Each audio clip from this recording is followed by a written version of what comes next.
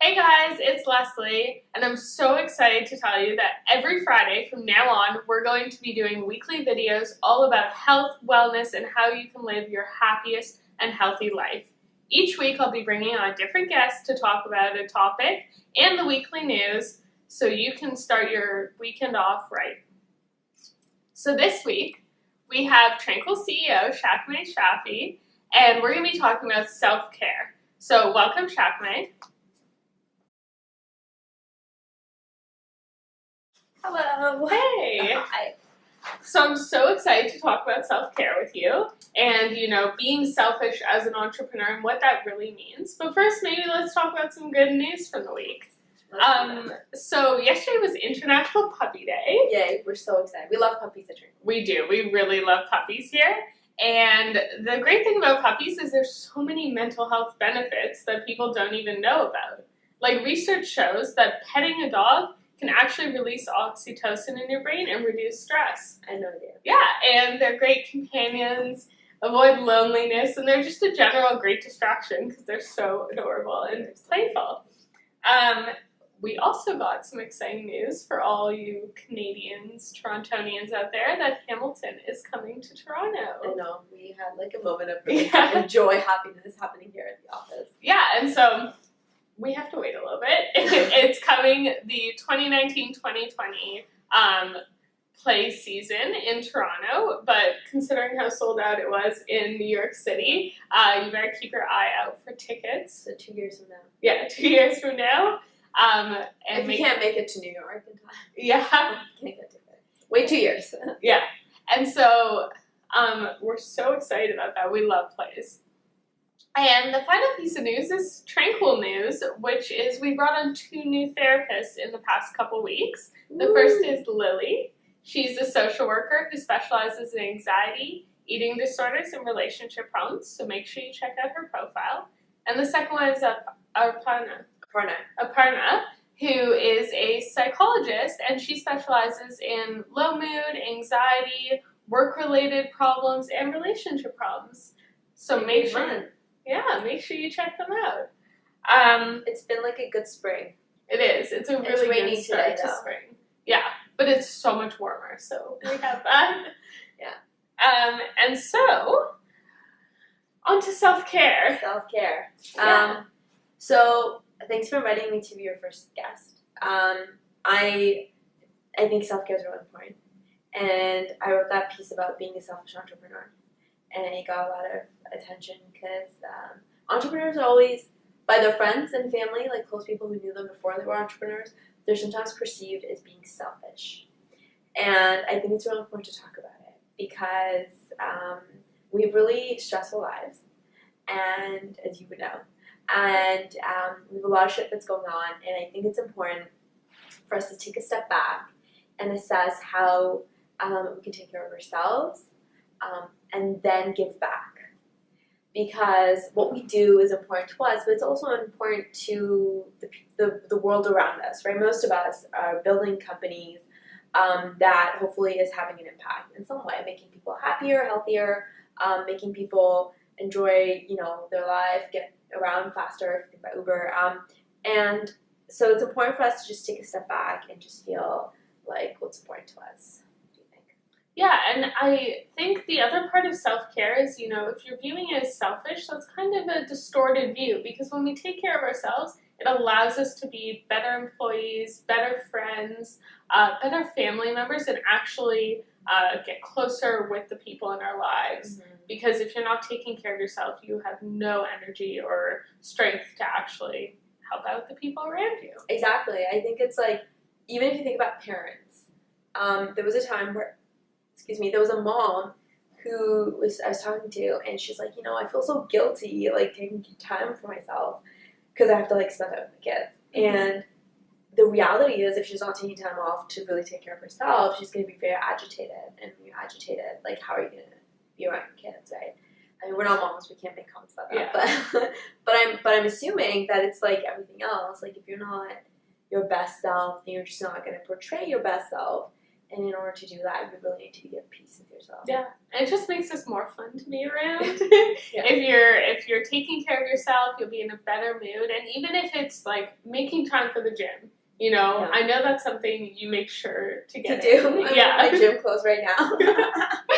I think working out for me personally, so I think it's different for each person, right? Like I think gym's not the answer for everyone. Yeah. But for me, for my really long and busy days, going to the gym brings some sanity into it. And so I do skip like many occasions of like going out just so that I can make sure I have time for the gym. Or I come into work in my gym clothes because then I want to make sure I hold myself accountable for going to the gym during the day because I don't have time to go at night anymore. So yes, I think for people, but you have to find out what works for you. Remember yesterday we had this conversation about yoga. I think there's one thing that works for every person, and it's not the same answer. But anxiety and stress, and this is scientific, I'm not making this up, and you know this already, going to the gym does produce, happy juices in your body that really counteracts the stress, anxiety, and the negative chemicals that can potentially be produced in our bodies. As you know, I'm naturally an anxious person, and I've been very open about that. So for me, I have to constantly be aware of that and be proactive about things I can do to manage my anxiety. And going to the gym is one of them. Yeah, I think that's a really good point, though. That's different for everyone because for me, going to the gym, I don't know if you guys know this yet. I've mentioned in other videos, I dread it. That is not for me. It causes almost more anxiety. But for me, it's baking and cooking. And for some people, that is so stressful, and it's like a chore. They don't love it. But for me, it's like I start baking, and my mind clears, and I just focus. And for some people that's working out, it can be anything. It can be going for a walk. It can be if you remember in the 12 Days of Strength, we had this, a lot of the guest speakers said taking their puppies out for a walk. Yeah. Do you remember that? Yeah. I think that's a big deal for a lot. Like if you have a puppy, walking, or like a dog, taking your dog out for a walk. Which could also just mean like going out for a walk by yourself. Yeah, for like put your headphones in, or some of our guests for 12 Days of Strength, they said they leave their phone at home. That's like a very scary thought for a lot of us, but it can be very like relaxing if you get into the habit the first few times. It might be difficult, but it's nice to have that phone-free time. And maybe for me, actually, that's one of the reasons I love going to like the gym, and because it's that 1 hour of the day where my phone is in my locker room. Right, in the locker room, and it's not with me. So I think making a self-conscious decision of, okay, I am going to put this phone away while I'm having this conversation, while I'm doing this, because then you're respecting yourself, and you're not being selfish by not answering your phone. You're actually just taking care of yourself, because this person that you're going out for dinner with, this time that you've allocated for baking, for walking your dog, you have to respect that. Like, you have to respect yourself enough to say that whoever is going to call me, hopefully is not an emergency, and I'm going to be able to reply to them like in 20 minutes when I get back. Yeah, exactly. Nothing so horrible is going to happen in those 20 minutes that like you can't just detach for a little bit of time and make it about you. And I think we understand that like there are periods of our lives, there's times, days where you can't do that. You can't not have your phone because something might come up, and I think everyone knows that and we understand that. But what we're suggesting is more so like do things that are for you and for helping you, and I think it's such an individual thing that it's different. Yeah, and that's a good point about making it for you, because a lot of us have trouble doing things alone and just for us, especially those of us with anxiety. It's hard to shut off when you're alone. When you're around other people, it's easier. They're a good distraction. You can turn off your brain, but if you're sitting alone and, let's say, painting your nails or binge watching your show, it's really hard to get yourself to shut down and just relax. Yeah. And that's where I'm trying to see if I can go back to meditation a little bit more. Yeah. I think even if it's just like 5 minutes, or just breathing exercises, just like to calm down. Yeah. Because I think there was this conversation I was having the other day with a psychologist, and she was saying that what a lot of like anxiety medication does is that it kind of just like slows you down, right? And we live in a world where everything's so fast-paced that we actually, even when we go home or when we even sleep, we're still not slowing down. Yeah. So we have to take measures to slow down. And I think actually painting your nails, if you do it mindfully, I don't know if you know this, but if you're mindful about what you're doing, which means I am sitting here, I feel this table, or like I'm painting my nail, color, I smell it, Yeah. If you do it mindfully, it's actually one of the ways to calm yourself down. Yeah. Right? Anything, when you're baking, the reason you feel like baking is self-care is because you're doing it mindfully. You're like, oh, I feel it, I smell it, right? And it could even be that, like watching Netflix, I think, is more of a distraction than mindfulness, calm down kind of exercise. But paint your nails, clean your house. Yeah, something that you can really like zero in and focus on everything that you're doing and feeling with baking. It's the ingredients. It's it's very tactile. Is the other part. Yeah, and I think it's important to be able to enjoy your own company.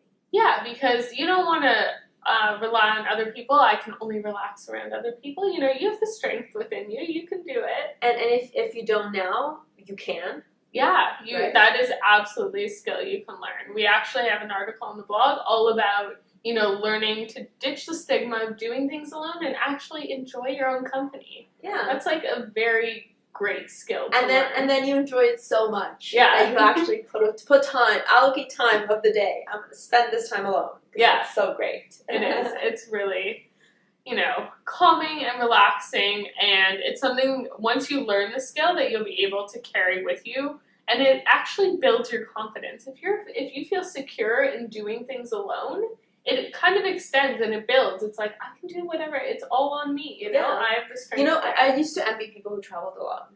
I'd be like, oh my God, they're like going to this whole new country.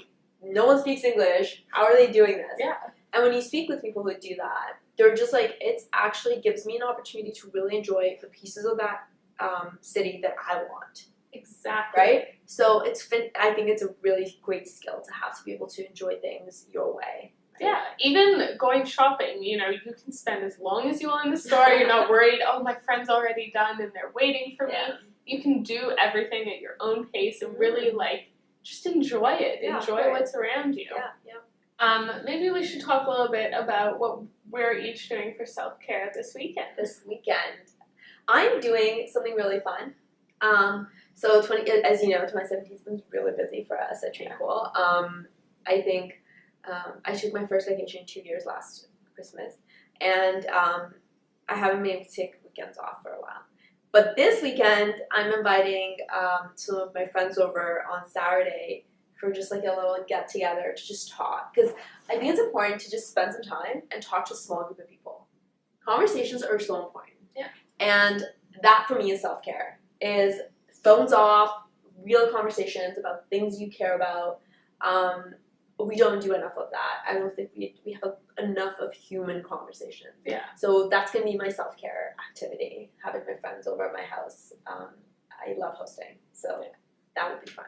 That's great. And I like that point because all the great entrepreneurs that I've ever spoken to, that's the thing. They're very into sitting down and having coffee with anyone who's willing to sit with them because they feel that they can learn from everyone. 100%.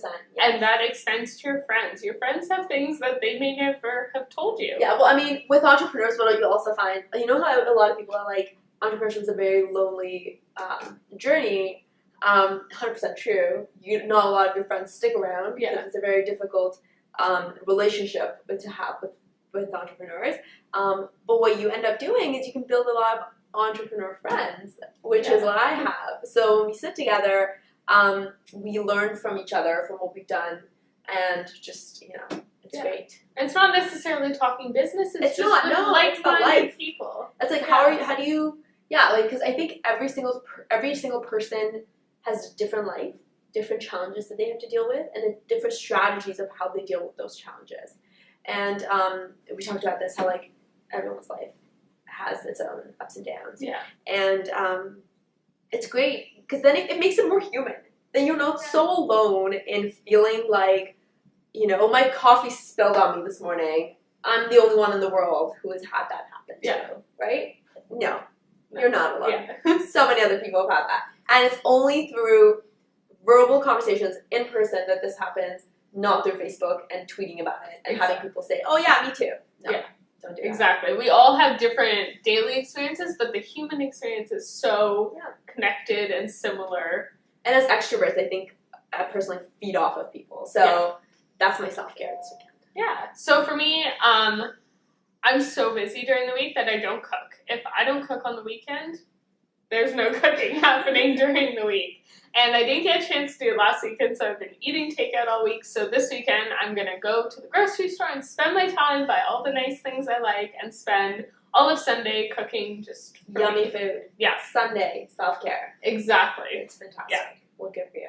Yeah, and so because we're doing these videos weekly, we'd love to hear from you guys in the comment section about what kind of topics you'd like us to talk about. And it can be anything that's on your mind, anything health, wellness related, anything that's just kind of going on in your life that you'd like us to cover. And if you want us to bring on guests, we'll be willing to ask. Yeah, please. Right? If there's a specific person you'd like us to bring in, and we can potentially do that for you. Yeah.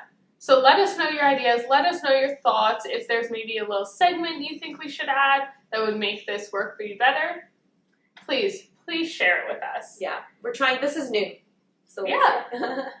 And so we actually wanted to discuss a few user questions from TranQool, and in the coming weeks we'll discuss some viewer questions based on segments, but since this is the first week, just wanted to tackle some questions that we're having.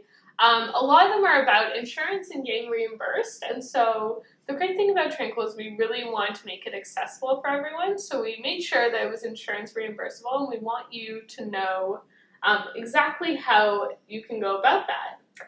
Yeah, so are these questions are from emails? These are from emails. Okay, so whenever you have questions, first of all, we do have a toll-free number that they can call, right, and talk to someone from our customer support.